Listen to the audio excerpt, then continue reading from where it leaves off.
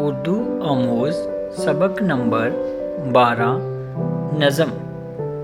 نظم کے معنی انتظام، ترتیب یا آرائش کے ہیں۔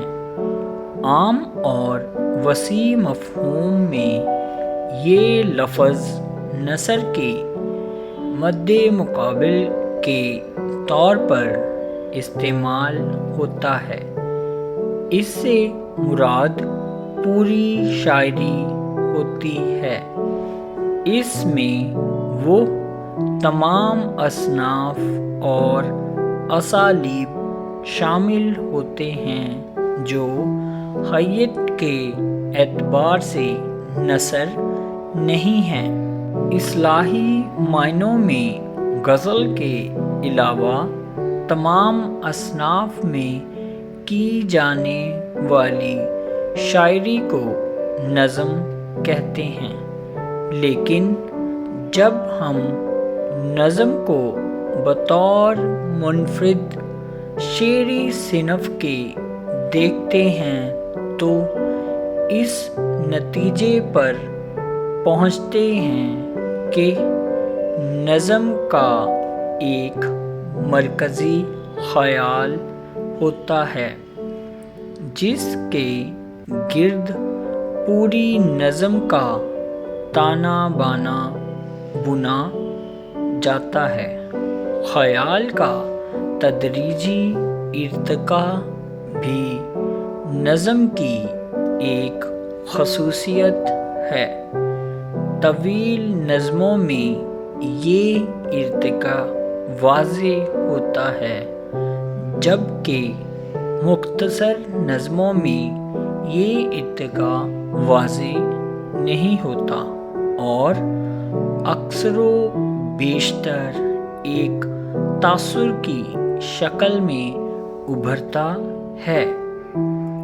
نظم کے لیے نہ تو حیت کی کوئی قید ہے اور نہ موضوعات کی، چنانچہ اردو میں غزل اور مثنوی کی حیت میں بھی نظمیں کہی گئی ہیں۔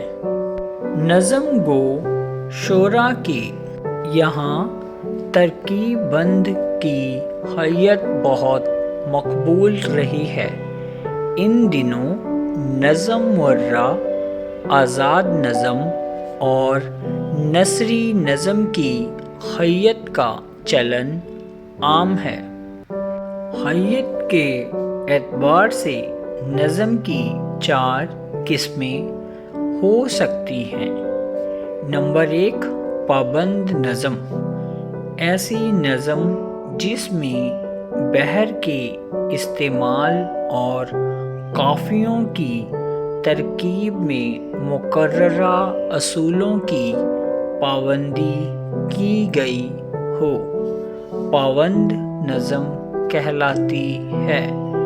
نئے انداز کی ایسی نظمیں بھی جن کے بندوں کی مروضہ حیتوں سے مختلف ہو یا جن کے مصرعوں میں قافیوں کی ترتیب مروضہ اصولوں کے مطابق نہ ہو، لیکن ان کے تمام مصرعے برابر کے ہوں اور ان میں قافیے کا التزام پایا جائے، پابند نظمیں کہلاتی ہیں۔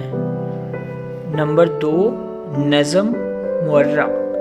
ایسی نظم جس کے تمام مصرعے برابر کے ہوں مگر ان میں قافیے کی پابندی نہ ہو، نظم مرہ کہلاتی ہے۔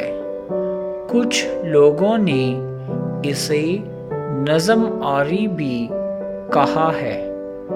عام طور پر اسے نظم مرہ ہی کہا جاتا ہے۔ نمبر 3، آزاد نظم۔ ایسی نظم جس میں نہ تو قافیے کی پابندی کی جاتی ہے اور نہ اس کے تمام مصرے برابر ہوتے ہیں، یعنی جس کے مصرے چھوٹے بڑے ہوتے ہیں، تاہم اس نظم میں بحر کی پابندی کی جاتی ہے۔ نمبر 4، نثری نظم۔